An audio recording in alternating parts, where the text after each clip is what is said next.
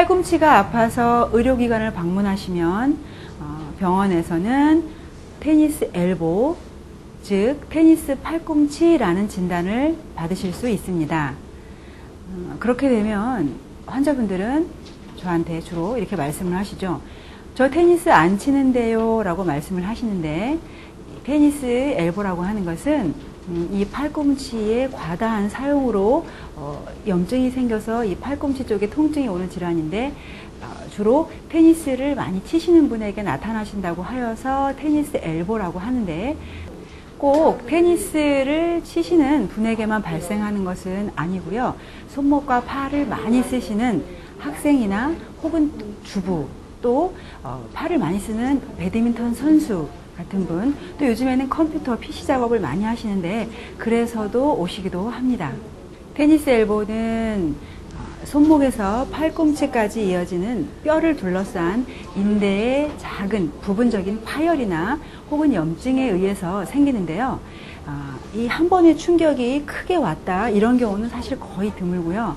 작은 충격, 작은 무리가 서서히 반복되면서 증상을 나타내기 시작을 합니다.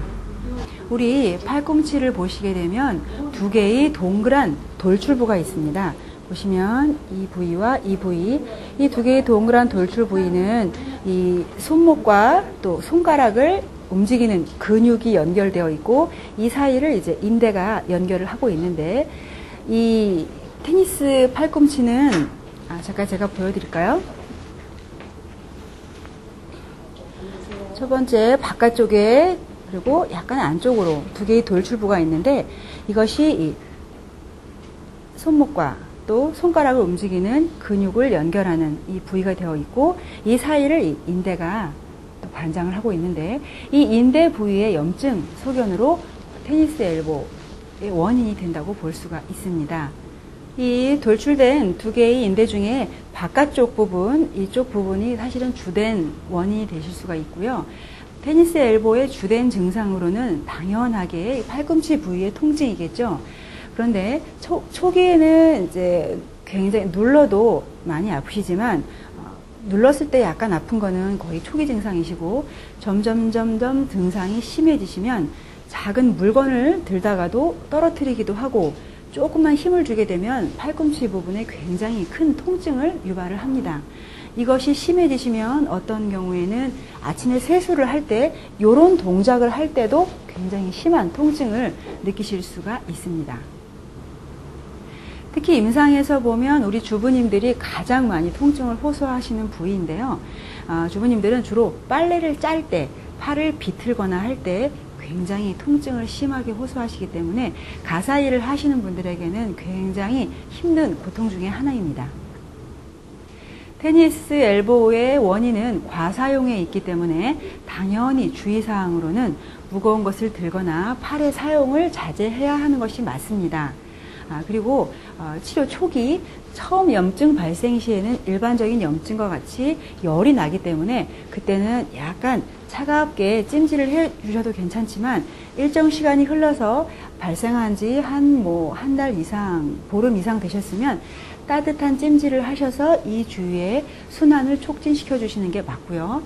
일단 사용을 하시지 않기 위해서 이쪽을 압박할 수 있는 붕대 같은 것으로 고정을 시켜주시면 굉장히 도움이 많이 받으실 수가 있습니다. 한의학적으로 치료 방법으로는 사실은 여기는 중요하지 않은, 그런 크지 않은 손상 부위에서는 환부에다가 약침, 특히 소염 진통의 효과가 뛰어난 복약침, 우리가 흔히 벌독이라고 하죠. 복약침을 주사했을 경우에 효과가 또 크실 수 있고요. 그렇지 않은 경우에는 일반적으로 우리가 그 팔꿈치 부위 외에도 이 그 아래 위쪽으로의 근육에 문제가 생겨도 팔꿈치 쪽으로 통증이 오실 수가 있습니다.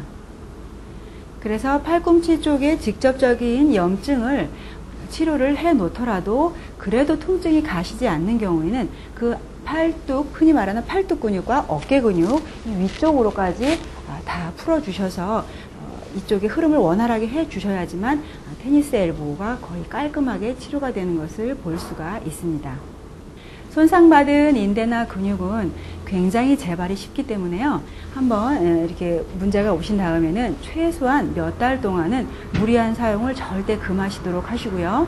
그리고 또 중요한 거, 운동을 하시거나 아니면 무거운 물건을 들거나 하실 때는 쭉쭉 스트레칭을 하는 거 꼭 잊지 말아 주시기 바랍니다.